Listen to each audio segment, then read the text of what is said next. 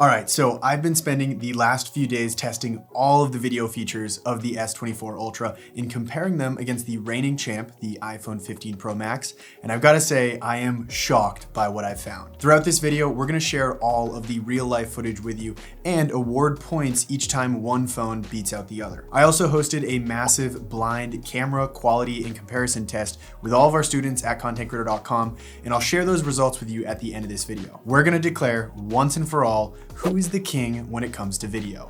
All right, so we've got 17 different categories that we're going to analyze and compare in this review. And up first, we have the ultra-wide cameras on both smartphones. Now, the biggest thing I noticed right off the bat is that the Samsung isn't quite as wide as the iPhone's ultra-wide camera is. Looking online, both are listed as 13mm focal lengths, but within the app, the iPhone shows 0.5x, whereas the button on the Samsung shows 0.6x.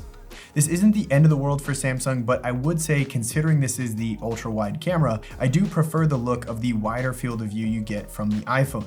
This is better for filming both landscapes where you want to capture everything in one frame, along with vlogging handheld, as it gives your face a little bit more breathing room. Now, outside of this difference, the ultra-wide cameras perform very similarly to the primary 1x cameras on these phones, so in order to not repeat myself, the info you're going to hear next applies to both the ultra-wide and the 1x cameras on each phone. Okay, so 80% of the time, these cameras are almost identical outside of very small pixel peeping differences here and there. But the other 20% of the time, there are some clear trends. Generally speaking, the iPhone will produce a brighter and higher contrast video. Here you can see the white island in my kitchen pops much more on the iPhone. We can see it again here in my office. The video coming out of the Samsung is just significantly darker than the iPhone. I will say the exposure differences are more exaggerated on the ultra-wide cameras than they are on the main 1x cameras though. Here is that same exact shot in my office, but now using the 1x cameras, and they're practically identical. When it comes to the color science of these cameras, I would say that the iPhone is much brighter and more saturated. You can see here, looking at this red wooden frame, the color is significantly more vibrant coming out of the iPhone. And same thing here with the flowers. When you combine the increased exposure and contrast along with the added saturation, the flowers pop much more on the iPhone shot. Another trend we saw play out on the Samsung was the tendency to add a lot of yellow to scenes, like this shot of the kitchen counter. And again, you can see here with the snow, it looks like an army of dogs peed on it. It's not a sweeping win for the iPhone in the exposure and color category here. Yes, in well-lit scenes, the iPhone tends to capture the better looking video. But when the lighting is harsh and high contrast, it seems Samsung gets the edge when focusing on how people's faces look. Here you can see in my car, the iPhone is doing its thing and erring on the brighter side, which comes at the cost of overexposing my face and giving a much more washed out look, whereas the Samsung was able to key in on my face and produce a much better looking video. Same thing here outside. At first glance, I saw the added contrast and brightness of the white snow on the iPhone, but looking more closely at Courtney's face, the Samsung seems like it was able to brighten up just her face and nail the colors much better than the iPhone. To stack on another point for Samsung here, the primary 1x lens also has a shorter minimum focusing distance. This means you can get your phone much closer to an object while keeping the focus sharp compared to an iPhone. Now, both phones obviously have macro mode, which we'll talk about later in this video, but when it comes to minimum focusing distance, it's definitely a win for Samsung. Now, another thing that kept catching my eye on the Samsung was the way the camera handles major changes in exposure. You can see here as I walk from standing directly in front of the sun to the side where the lighting is different, you don't really notice the iPhone managing the exposure change, but on the Samsung, it's extremely noticeable and pretty choppy. I saw this trend continue to play out in multiple different clips as well. Like here in my office, the exposure change is much more in your face with the Samsung. Then finally in this category, I want to point out that the iPhone tends to maintain sharpness across the entire frame, whereas Samsung has a tendency to soften things in the foreground. Here you can see the details in the concrete much more clearly on the iPhone. Don't forget the Samsung can film in 8K though, which we're going to talk about later in this video. But okay, so rounding out this category, the iPhone has come out of the gate fast with 5 points so far compared to just 2 from the Samsung. Now I know diehard Samsung fans are probably roasting me in the comments already, but trust me, just keep watching. There is a shocking comeback in store that's going to tighten up this race. I also want to point out that a lot of times these pros and cons are not black and white at all. And looking at these two clips here will outline exactly what I mean. Immediately, my eye is drawn to the iPhone clip. It's brighter, more saturated, and when you switch to this same scene but shot on the ultra-wide cameras, the trend plays out again. But let me tell you something. According to my eyeballs, in real life, the scene did not look like this. It looked like this. And when it comes to comparing the ultra-wide and 1x cameras on these phones, I think this is the best way I can summarize things. I would rather post the iPhone clip to my Instagram story because it looks more processed and enhanced straight out of camera, whereas the Samsung is what I would likely choose if I was trying to mirror what things look like in real life. But enough about these two cameras, we've got a ton more to cover. This is an interesting category because, well, the iPhone doesn't have a 3x lens like the Samsung does. But as much as I'd love to just give a free point to Samsung here, I really can't because, well, the 3x lens sucks. Look at these two shots right here. The one on the left is the iPhone using the 1x primary camera, but in the 2x crop mode. Zoom this in even more to match the 3x camera on the Samsung, and I can honestly say the iPhone still looks better. And I think this is due in part to the much larger sensor and lower aperture on the 1x camera. When you really analyze the frame, the iPhone has much less noise and more natural background blur. Even Samsung's own 1x camera, cropped in to match the look of the 3x camera, looks better. So I think overall the 3x lens is kind of a gimmick and maybe more for photography than it is video. I know I personally wouldn't really use it. So all in all, we're going to award no points here. So this was a major headline when the S24 Ultra was first announced. After shocking the world with their insane 10x camera that could take pictures of the moon, they've turned around and gotten rid of it in exchange for a 5x camera. Initially, people hated this, but under the hood, if you actually look closely, they increased the size of the sensor on the 5x camera and they increased the total megapixels from 10 to 50. So specs-wise, this is a massive improvement, but let's see how it translates over to video. So on the first glance, it does seem like this camera is going to continue the trend of consistently underexposing the scene. Sometimes it was really noticeable, like here. Other times it was definitely darker than the iPhone, but in a way that felt more natural, like this shot here. Overall though, I definitely had more faith in the iPhone's 5x camera when it came to nailing the proper exposure. Something you may have noticed here though, these two 5x cameras have flipped trends on something we talked about earlier with the ultra-wide and 1x cameras. Samsung seemed to have too much yellow, whereas the iPhone nailed the colors. But now on the 5x cameras, the iPhone has a warmer overall feel with more yellow, whereas the Samsung definitely has a cleaner and more accurate color representation. On top of that, the 5x camera on the Samsung has a drastically shorter minimum focusing distance. Just look at these two shots here. Despite being the same distance from the crystal bird, the iPhone completely failed to grab focus because it was just too close to the camera, whereas we are tack sharp on the Samsung. And the same thing here. Look at how close we were able to get to the foreground object and then smoothly rack focus, whereas on the iPhone, we had to back the camera way up, and even at that, it was still struggling to focus. Now, when you crop into 10x zoom on both of these cameras, I'd say things are about as close as you're gonna get. Both are still extremely sharp despite the fact that it's just a digital crop, but I think I'm gonna give the Samsung the win here. More often than not, the iPhone seems to have more digital sharpening and more noise, which is especially apparent here when you crop even further in on the text. In case you were curious, the score right now is iPhone 6 and Samsung 5. We definitely got ourselves a battle. By the way, if you're finding this content valuable, definitely hit that like, subscribe, and bell button. We regularly post tutorials, gear reviews, and we even host giveaways, but you need to be a subscriber in order to win. Moving on from the cameras themselves, it's time to talk about specific features and modes. And I know cinematic versus portrait mode is a hotly debated topic. Overall, I've got to say, I'm very impressed with both phones. One thing I've always noticed with cinematic mode on the iPhone is the tendency to add too much yellow to the skin tones, which is pretty clear here. The iPhone also tends to add what seems to be a facial smoothing filter, which usually looks unrealistic and as if I were wearing a ton of makeup. Here, for example, you almost can't see the wrinkles on my forehead, whereas the Samsung looks more natural and has higher contrast when it comes to my face. Color and contrast aside though, I definitely think the iPhone nails the cutout and digital blur much better than the Samsung does. Standing relatively still and close to the camera, Samsung was great and on par with the iPhone, but add some movement movement and distance into the equation, and Samsung, well, it just kind of loses it. And when it did lose it, it was very obvious. Like here, where it hunts wildly trying to find the proper cutout, whereas on the flip side, when the iPhone lost the ability to blur, it was very smooth at just removing the effect without drawing much attention to it. It's pretty impressive. The iPhone also almost anticipates when to add the blur. Like this scene here, you can actually see the focus changing before I even walk into frame.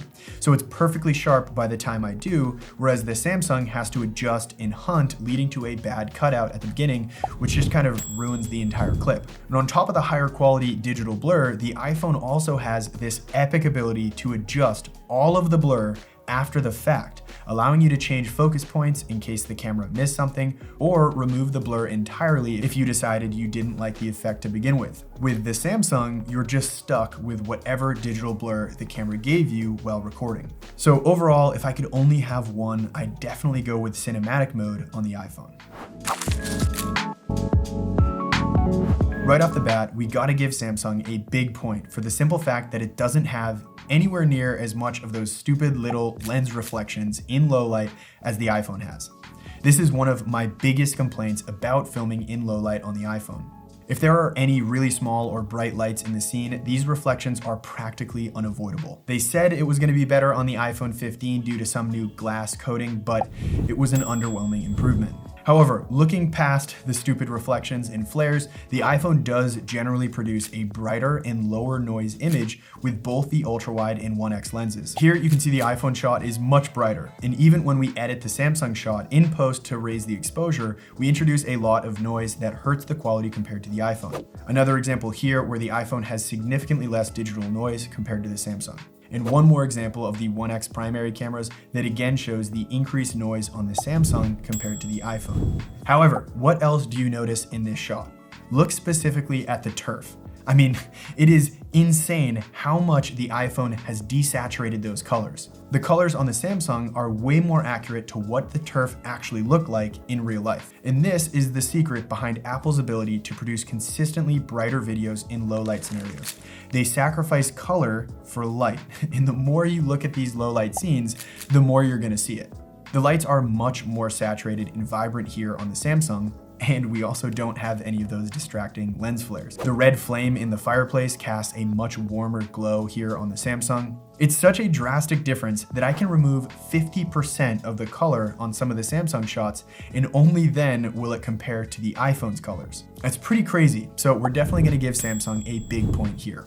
And just in case you were curious about the 5x cameras, the results are basically the same across the board. The iPhone is brighter, whereas the Samsung is much more color accurate in low light. Macro modes on both of these phones are extremely impressive. I'm constantly amazed at how close you're able to get things and still nail the perfect focus.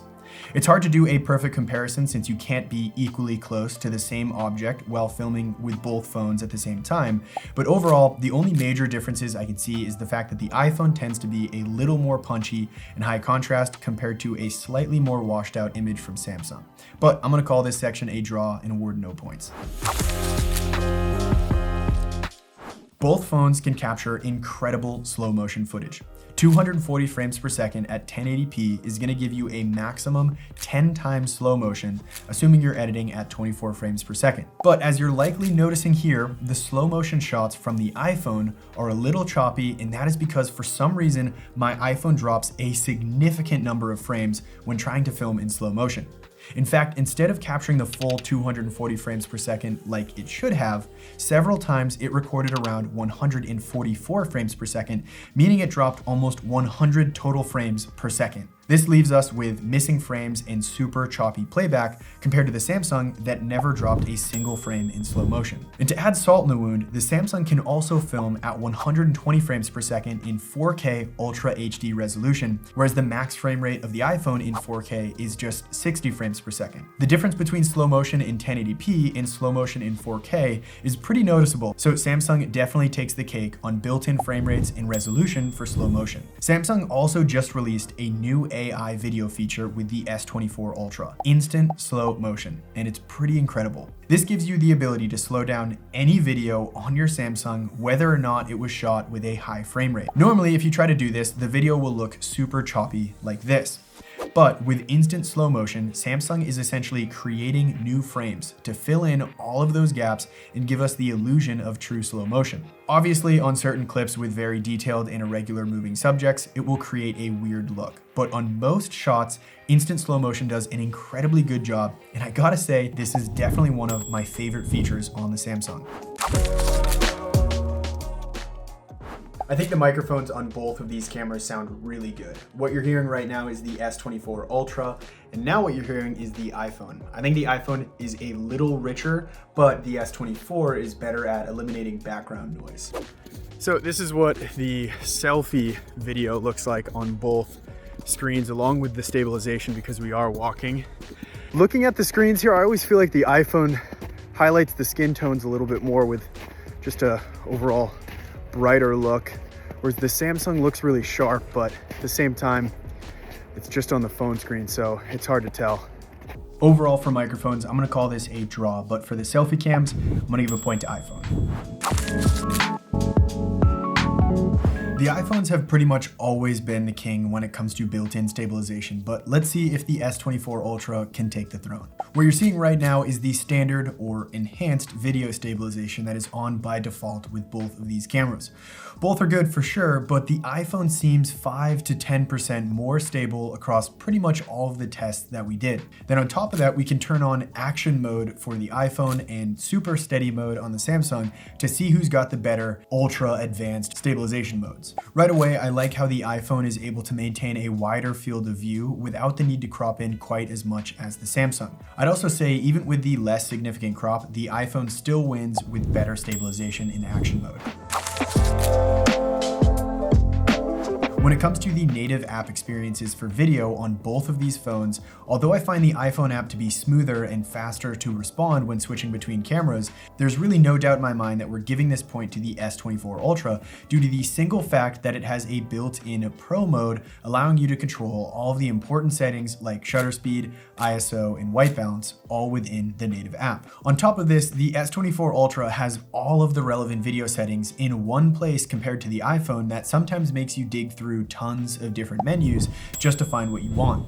For example, if you want to turn HDR mode on or off on the Samsung, you just hit the settings icon and then advanced video options, whereas on the iPhone, you actually can't access the HDR toggle within the video app. You've got to navigate to the main settings app, scroll all the way down to camera, select record video, and then finally you've gotten to the HDR toggle.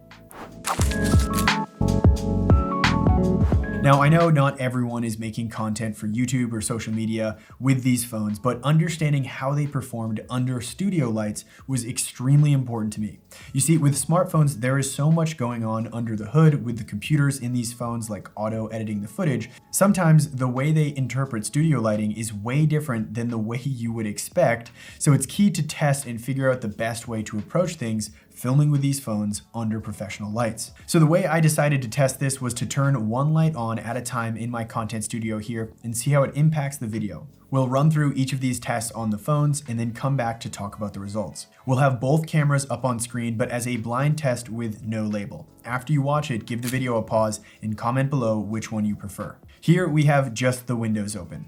Then we closed the windows, making everything very dark. Then we added just our key light, hitting the left side of my face. Then we added the fill light on the other side. Finally, we turned on all the practical lights behind me and on my wall. And then for good measure, we also tested it with no fill light, as I regularly opt for the more dramatic look. And then finally, we did the same lighting setup, but with the ultra-wide cameras on both phones. All of this footage is straight out of camera with no editing whatsoever, by the way. Do you have a favorite? I can tell you that I definitely prefer the look of the bottom camera. It seemed to have better contrast, more accurate colors, and less of a yellow tint. Does that analysis sound like a familiar trend we've been talking about throughout this entire video? Yeah, the bottom clips were all shot on the iPhone. All right, this category is pretty straightforward. These are features we really can't compare because one phone has it and the other doesn't. Up first, we have the insane 8K resolution coming out of the 200 megapixel sensor on the S24 Ultra. This is, without a doubt, very sharp. Comparing the 8K resolution to the max 4K resolution on the iPhone and zooming in a buttload, it's clear the houses in the background are much sharper in the Samsung footage. Now, as cool as this feature is, I personally never found myself using it on the S23 Ultra that I've owned for the past year. And when you think about posting content on social media or stuff that's going to be viewed on a phone screen, this increase in clarity really doesn't translate to the viewer whatsoever. But it is still a very powerful feature, and we've got to award a point for it. Now, in contrast to the 8K resolution on the Samsung that I never use, Apple unveiled a new feature this year with the iPhone 15 Pro Max that I do find myself using very often: Apple Log.